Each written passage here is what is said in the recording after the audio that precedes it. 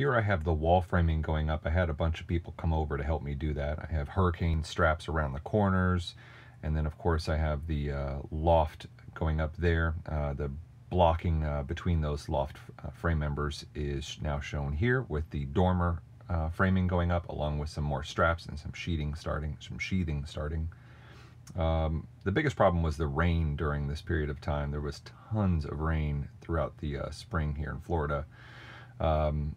Got some framing going up for the roof, followed by a bunch of hurricane strapping you can see there, and prepping to put on sheathing for the roof.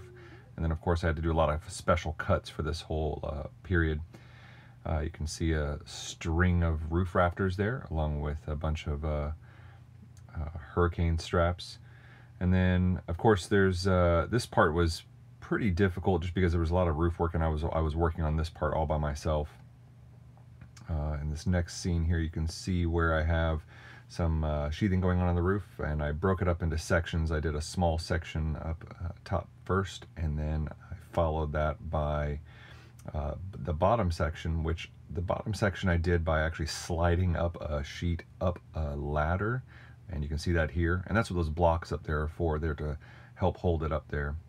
On the inside you can see that that seam there, but that was all covered up with seam tape, which you'll see, and of course you can see another tarp because there's lots of rain. And there's the seam tape, along with a bunch of strapping that I have across frame members and throughout the entire build.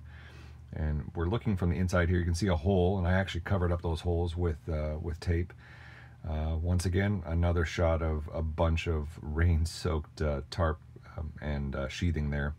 Got all of it taped up though, and then I started working on the house covering. And this covering was actually, I went ahead and did tar paper instead of the plastic, because in a small house it needs to breathe a lot more. You can see it going up here. It was pretty standard. It was raining throughout all of this, so I was just trying to work as fast as I could. In this next scene here, you'll see where there's a shot from the roof, and this is where I became quite tricky, because I had to climb up in a pretty awkward angle to kind of get all of this. Right here you can see a shot up through the center there, and I was adding on overhangs for the part that's going to overhang the roof. There's the construction glue. I used glue and screws and nails throughout this entire process. And then here you can see the roof is almost completed there. The other side still needs to be done. You can see a little hole through there. And once I'm done with that part, I'm going to then finish up. You'll see the next shots will show kind of finishing up the roof, and then I'll be working on the tar paper for the upper half there. And you can see some little steps that are up there, and that was to help me to kind of climb up and work while I was actually doing the sheathing and the tar papering and the seam tape. Everything right now is kind of shaping up. You can see that all of the tar paper's up around the house, and then the following shots you're going to start seeing the tar paper going up on the roof itself. And there's more seam tape here throughout, and any sort of seams I covered up with that specialized seam tape, which you can kind of find by the tar paper area.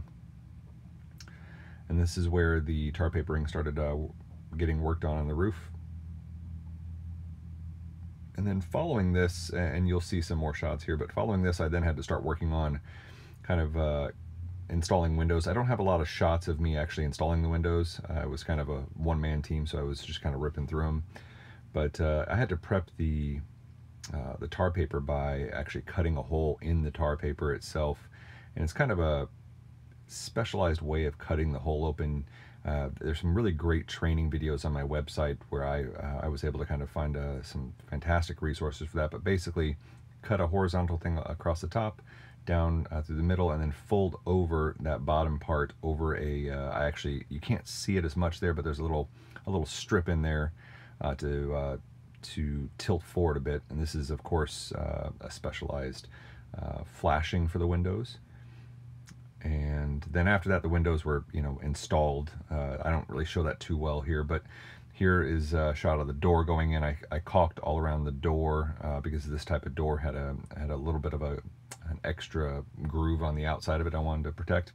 And that about covers it. Make sure to visit choochootinyhouse.com for more pictures, blog posts, videos, training materials, and of course you can look at the playlists that I have on here for loads more of the video walkthroughs.